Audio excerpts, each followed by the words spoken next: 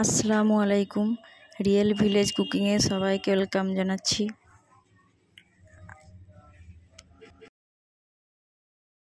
আজকে আমি বানাবো ঢ্যাঁড়সের নিরামিষ রেসিপি। আমি এখানে ঢ্যাঁড়স নিয়ে নিয়েছি। ঢ্যাঁড়সটাকে আমি কেটে নেব।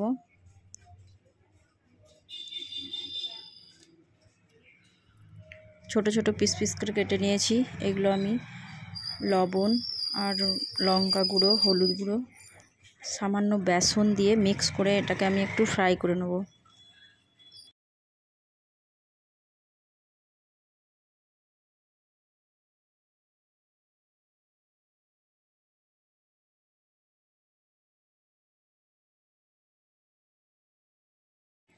দিয়ে দিলাম সরষের তেল। এর মধ্যে ঢ্যাঁড়সটা আমি ফ্রাই করে নেব।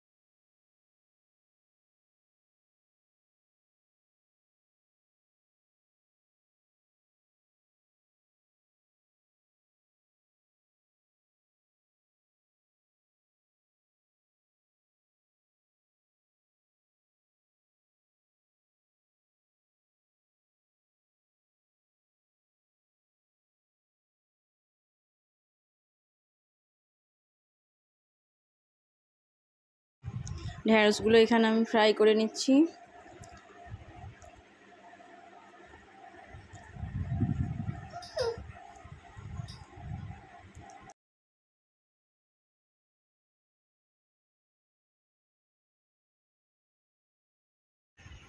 বেশি ফ্রাই করব না, এইরকম থাকবে, তুলে নেব। এবার দিয়ে দিলাম সরষের তেল। তেলটা একটু গরম হয়ে আসবে।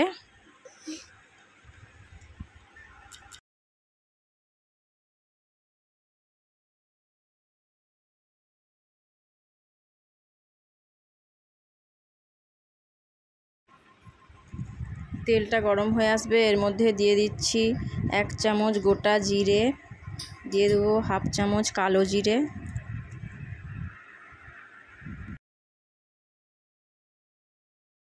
এখানে আমি সরষে আর পোস্ত একসঙ্গে বেটে রেখেছি। আর এখানে আছে হলুদের গুঁড়ো, লঙ্কার গুঁড়ো। এটা আমি কড়াইয়ের মধ্যে ঢেলে দেবো, একটু কষা কষা মতো করে নেব। তেলটা উপরে ভেসে আসবে।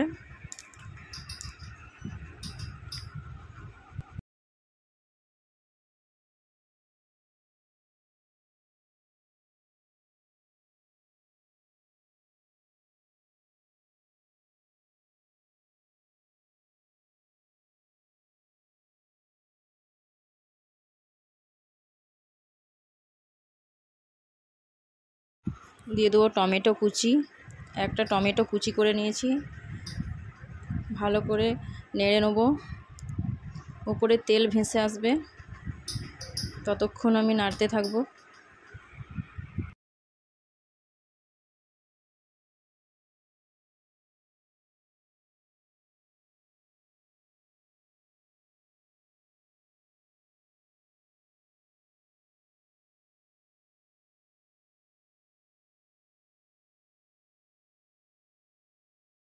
এবার আমি দিয়ে দিচ্ছি 1 চামচ বেসন, একটু নাড়াচাড়া করে নিচ্ছি।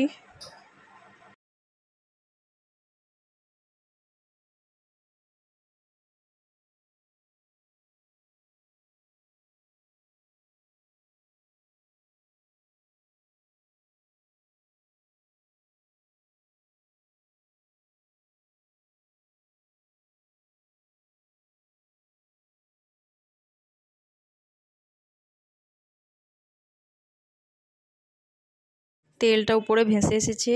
এবার এর মধ্যে দিয়ে দিচ্ছি ঢ্যাঁড়স, ফ্রাই করা ঢ্যাঁড়স। একটু নাড়াচাড়া করে নেব।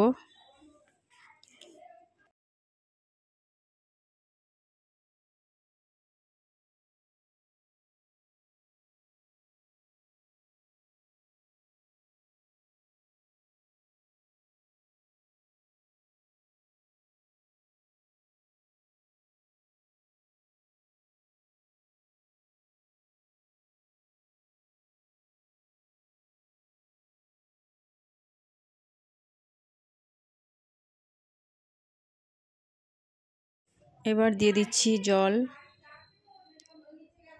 2 কাপ, প্রায় 2 কাপের মতো জল দিয়ে দিলাম। এটা নাড়াচাড়া করে এটা ঢাকা দিয়ে হতে দেবো কিছুক্ষণের জন্য।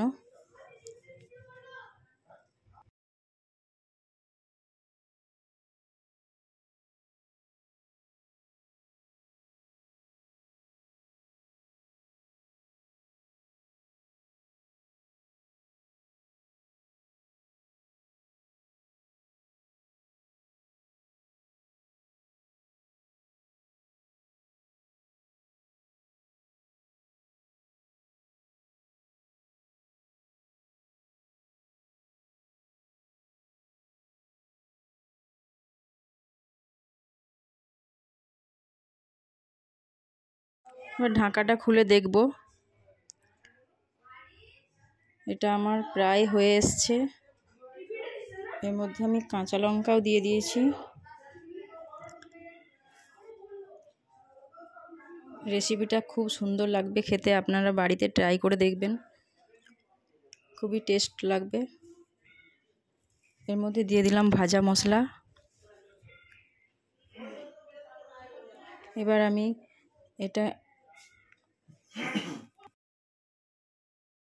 এখানে আমি 3টে কাঁচা লঙ্কাও দিয়ে দিয়েছি, এটা দেখানো হয় না।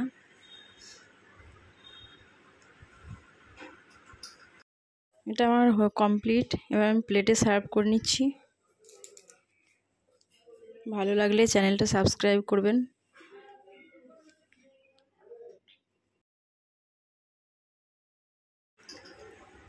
বাড়িতে কোনো মেহমান এলে এটা ট্রাই করবেন। এটা খুবই একটা নিরামিষ মজাদার রেসিপি।